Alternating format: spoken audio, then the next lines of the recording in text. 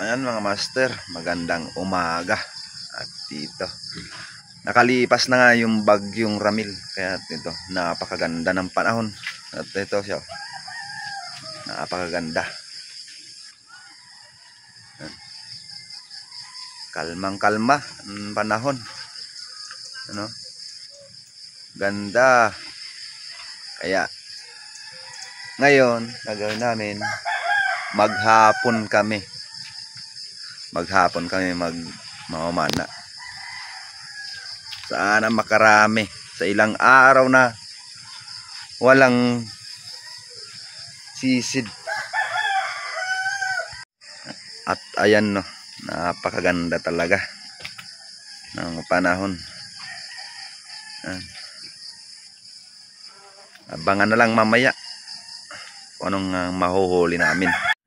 Good morning mga master. Ito, nakapag-ready na kami bro Arne. Alis na lang. Ayan, si bro Arne bumibili pa ng gasolina. At sana makarami kami ngayon. At kung bago pala ka lang sa aking channel, huwag kalimutan mag-subscribe at pindutin ang notification bell para updated kayo sa panibago kong i-upload na video. Yan, papunta na kami sa spot. Yan, sa kapilang yan, napakalinaw ngayon. Yan, napakalinaw. Papunta. Sana makarami kami dalawa. Drive safe mga master. Yan mga master, ito napakaago sa spot to. Ano kaya kakayanin to? Sige, pero subukan. Ang gagawin namin, kung saan yung papunta yung agos, doon rin kami papunta. Kaya pupunta kami dito. Galing dito yung agos. Iwanan na yung bangka. Okay, let's go. Dive safe mga master. At pagkarating nga namin dito sa Katanhawan Island, napakalakas ng agos at malabo yung spot. Ayun, tinanghali na kami na walang huli.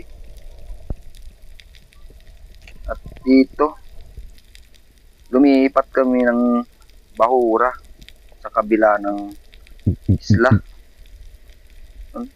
May isa akong target na mulmur or ulapay. Pwede na rin to para sa unang isda natin sa araw na to.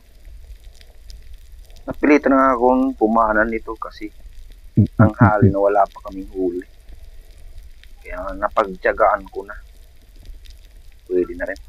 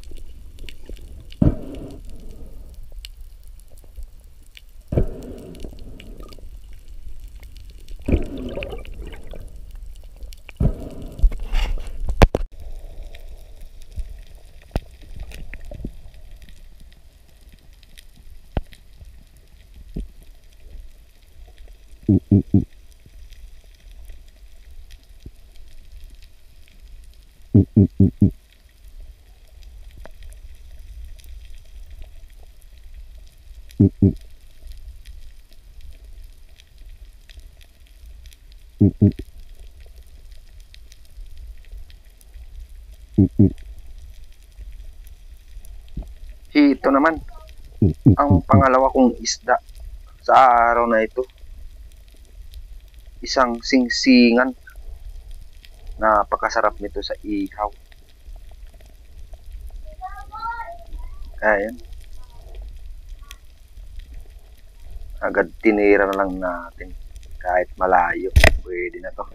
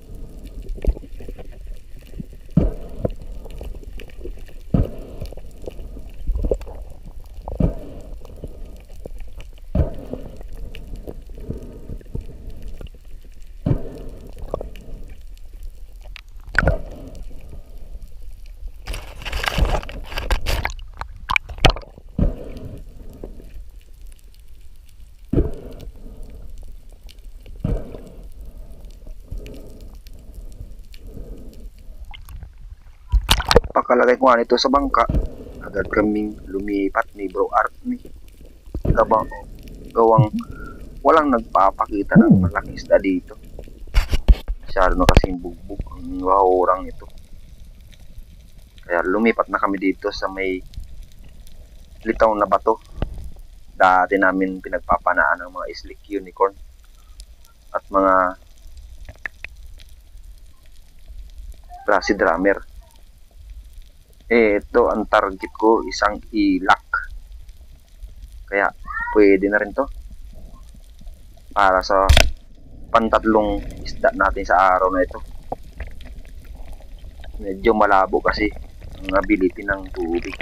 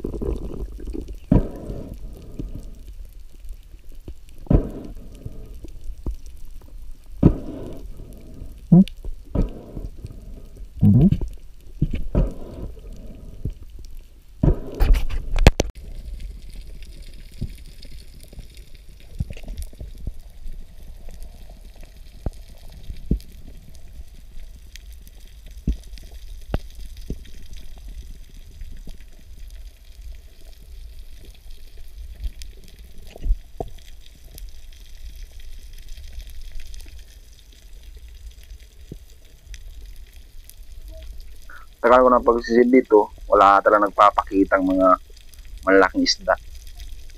Kaya pinagtyagaan ko lang yung mga maliliit para may mauwi naman kami. Dito sa part na to, maagos din sa dulong ito. Kaya hindi ako nakapagbaba masyado dun sa pinakaibaba. Nandun sana yung mga slick unicorn.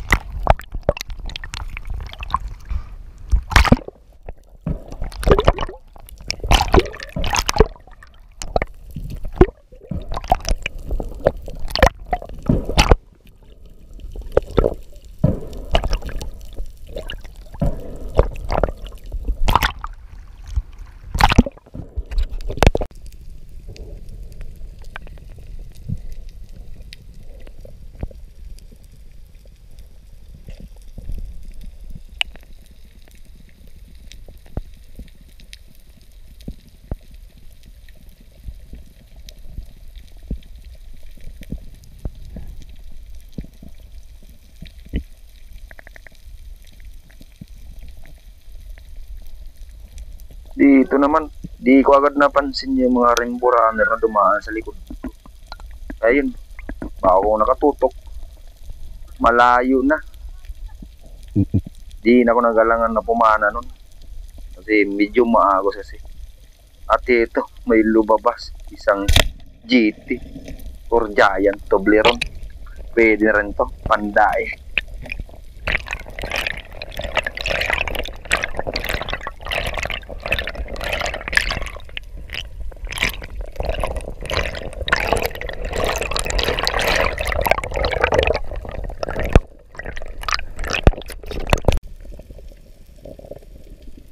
May napansin ako dito ng isang grupo ng rainbow runner. Agad kong binabaan. At ayun, tinutukan ko agad. Yun, sa pool. Ayos. Pwede na rin to.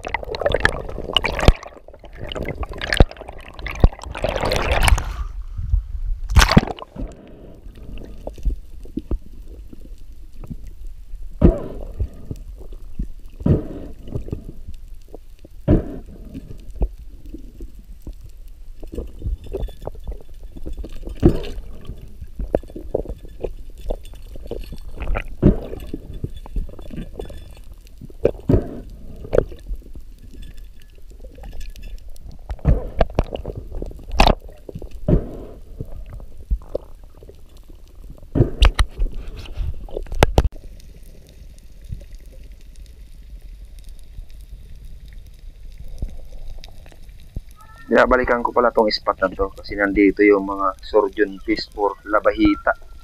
Ayun, yung mga maitim na yan. Nag-aantay ako dyan. Ayan. Para lumapit sila. Hindi naman naalis yung GT sa harapan ko. Kaya, yun na lang ang tinutukan ko. Wala na akong ibang napansin na isda na dumadaan. Kaya, kinuha ko na itong jiting to. Papansin kasi.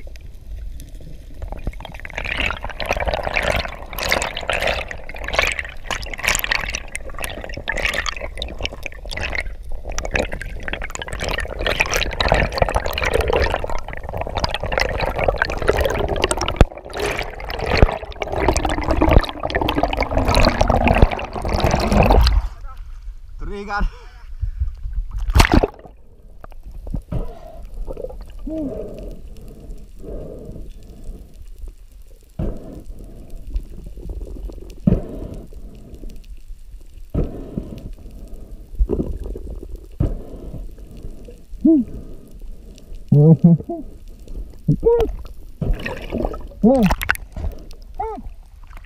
Lipat na. Oh, lipat na sa baba. Lipat na doon.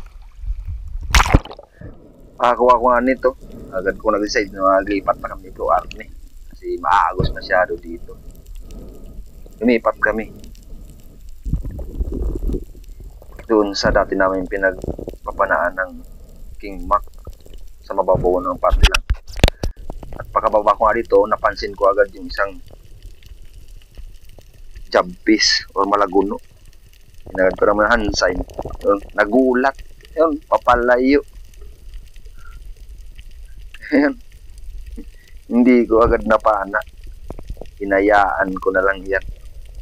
Sa susunod. At dito, pagbaba ko, nakita ko ulit yung jabfish or malaguno.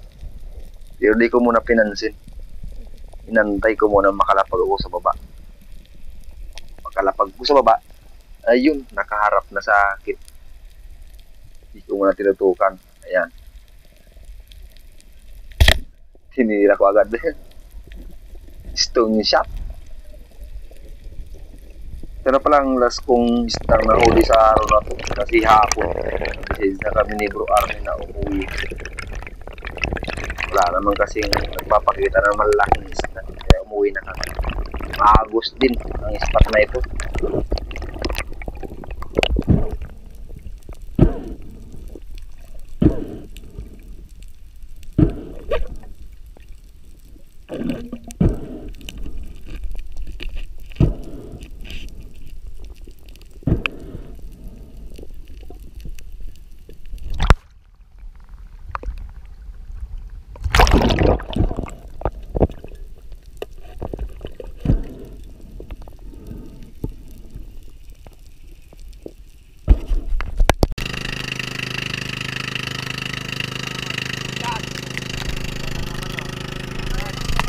Wala na naman. Nanguhuli namin.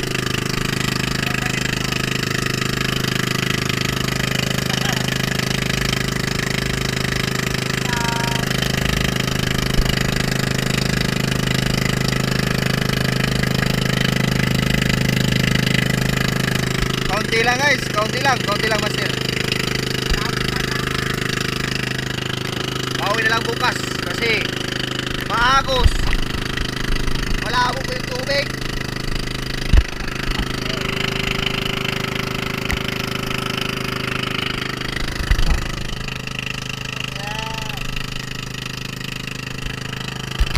Dito naman sa spot na to, nakita ko. Napagtagang para ni Bro Arnie yung mga maliliit. Ayun, nasa box. Kwarta na rin yan. Pwede na rin.